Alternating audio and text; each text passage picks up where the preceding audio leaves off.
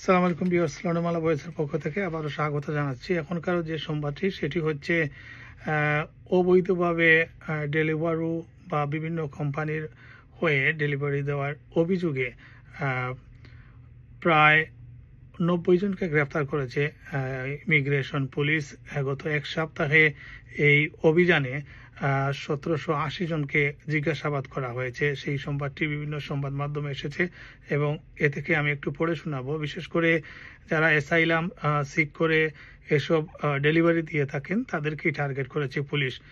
সংবাদে যেটি এসেছে, যুক্তরাজ্যে আশ্রয় প্রার্থীদের অবৈধভাবে কর্মসংস্থানের বিরুদ্ধে সপ্তাহব্যাপী অভিযানের শতাধিক ব্যক্তি গ্রেফতার করা হয়েছে। অর্থাৎ 20 জুলাই থেকে 27 জুলাইয়ের মধ্যে অবৈধভাবে কাজের সন্দেহে মোট 1780 জনকে জিজ্ঞাসাবাদ করা হয়। এর মধ্যে 89 জনকে ব্রিটেন থেকে বহিষ্কারের জন্য আটক করা হয়েছে এবং 53 জনকে আশ্রয়ের সহায়তা পর্যালোচনার আওতায় আনা হয়েছে। অর্থাৎ 53 জনকে তারা জিজ্ঞাসাবাদ করবে এবং তাদের যথাযথ কাগজপত্র থাকলে তাদেরকে হয়তো রাখা হবে, অন্যথায় তাদেরকেও পাঠিয়ে দেওয়া হবে।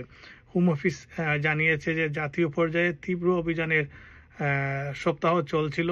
এই অভিযানে মূলত অবৈধ কর্মসংস্থান হটস্পট এলাকায় পরিচালিত হয়। বিশেষ করে গিগ ইকোনমি যে সকল এলাকা, সেখানে স্বল্পমেয়াদী বা কাজভিত্তিক নিয়োগ দেওয়া হয় এবং খাবার ডেলিভারি রাইডারদের লক্ষ্য করে এই অভিযান পরিচালিত হয়।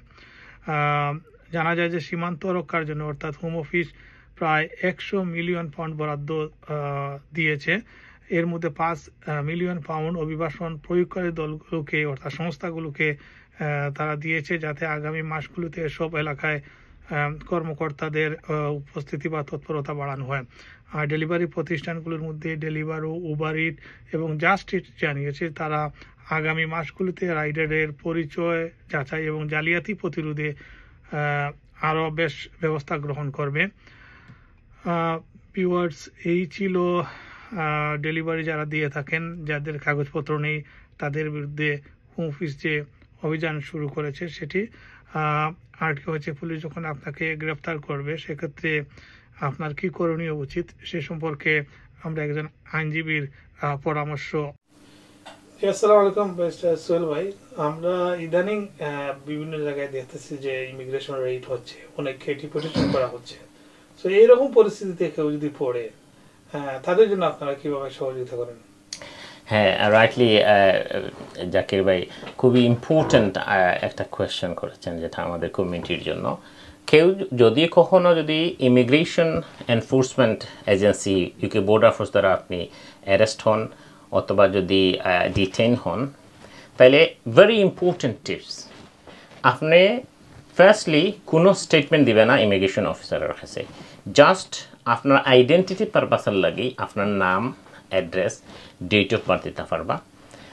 আর দেন আপনার কিলা এই দেশ আইসইন বর্তমান সিচুয়েশন কি, এটার উপরে কোনো স্টেটমেন্ট দিবা না until or unless you had advice from any solicitor or legal advisor. This is the first tips. আপনি নিজের ইনফরমেশন ভলান্টারিলি স্মার্টনেস দেখাইয়া বা অ্যাসাইলাম কর্তা করি আপনি কোনো স্টেটমেন্ট তারা কাছে দিবা না। আপনি তারা কইবা that look, I don't want to give any statement until I get advice from a solicitor.